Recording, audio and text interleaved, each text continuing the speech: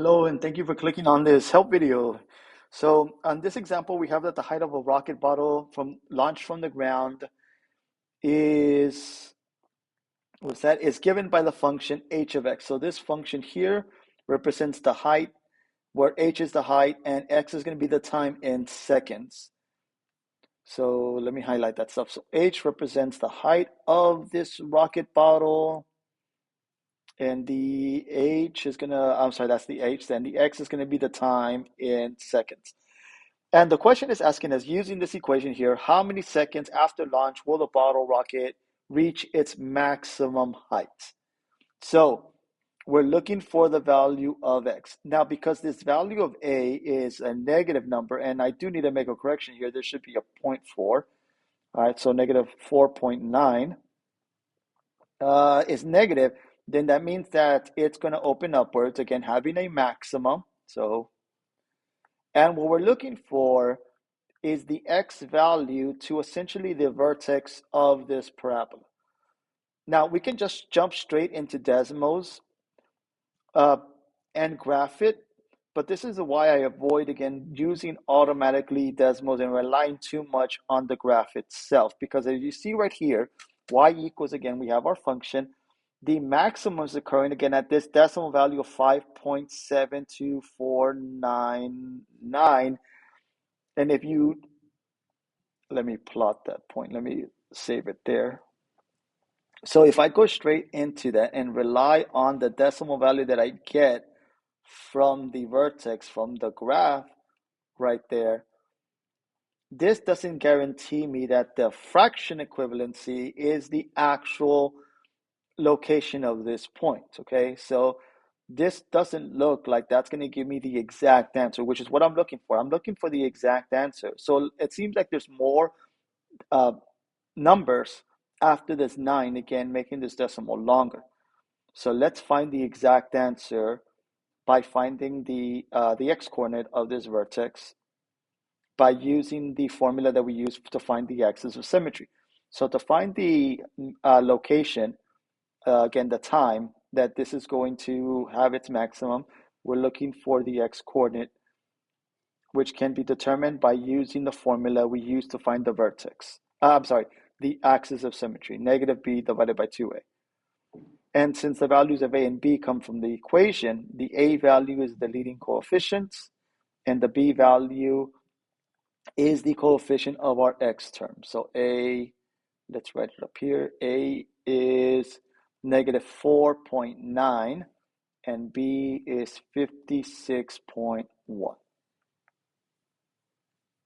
So let's type this in. So x is going to equal to the negative of 56.1, and b will be the 2 times negative 4.9. And this we can plug into Desmos just so we can do the calculation correctly and not worry about doing the math wrong. So we have our fraction, we have the negative of our b value, like I said, was 56.1, and then 2 times our a value, which is going to be the negative 4.9. And there, look, we get more decimal values. So let's convert that into a fraction, which is 561 over 98. Nada que ver with the first number that we got.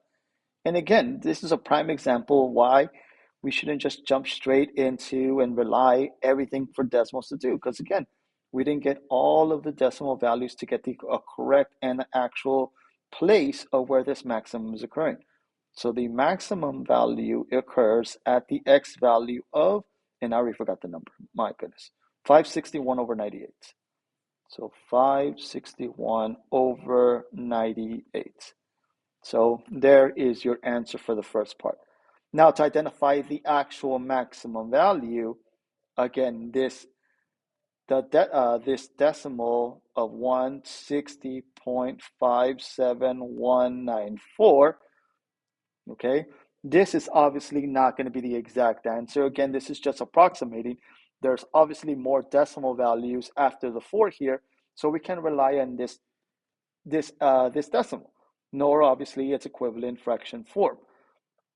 So to identify what the actual y value is, we're going to use the equation, go back to the equation,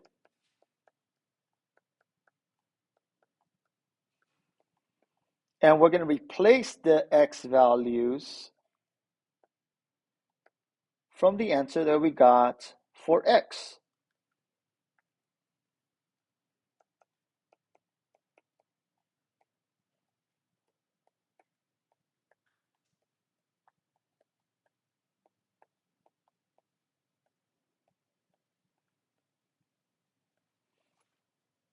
And let's see what that equals. So let's go into decimals and let's plug that in here. So again, negative 4.9. We're going to replace again the x with 561 over 98. Don't forget to raise that to the second power, plus the 56.1. Multiply again with the x value of 561 over 98. And we get this decimal value. It looks very similar to the one that we got again, the one that I have up here in line number 2, this one right there, to the y value of that. But of course, we have more points there. And because we have more points, the calculator is considering that. So this fraction is, again, more accurate than the one that we said we had of 160.57194. Again, look, nada que ver with that number right there, okay? So it's off by a lot. And the more accurate answer is when we do the substitution ourselves and get with the 561 over 98 with the exact, again, coordinate instead of these approximation values.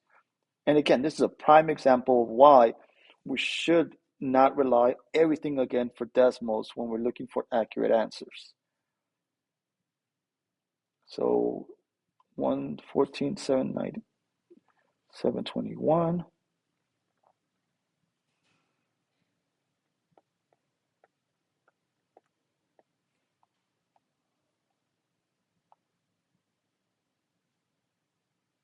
$19.60. Here's the double check again that I got everything now. So 314,721, 314,721, yeah, and 1960. Yeah. Okay, so there is your maximum height. Again, you don't have to worry about the units. This again is measured in seconds, which is irrelevant, and the height is measured in meters, which again is irrelevant in terms of your answer, because you're only expected again to write in the numerical value and not the units of measure. No, highlighter, not scratch out. There we go. So there are the two answers. Okay. So just to recap, we are getting the same numbers. The only difference is that we are getting the same number that we got right here with that point, as you see, the one that I copied onto line 2. The only difference is that, again, these are just approximation because it doesn't give us the entire value. As when we actually look at the decimal, when we plug it in to our formula and plug in that answer there, we get more decimal values, which is more accurate when we get the fraction equivalency of those things. So again, prime example, like I keep saying, prime example of why not to always rely on decimals to get, again, these values. Because if we end up with situations like this, where we have these weird decimals, we don't see all the time that, okay, this is not the last number. This will go on forever. And well, what's the next number after that? So you can rely always to get the exact answer because decimals automatically, again, on the graph gives you approximated values for these things when appropriate. Okay, can always give you the exact decimal equivalency, which as a return can help you figure out the right fraction, the exact fraction.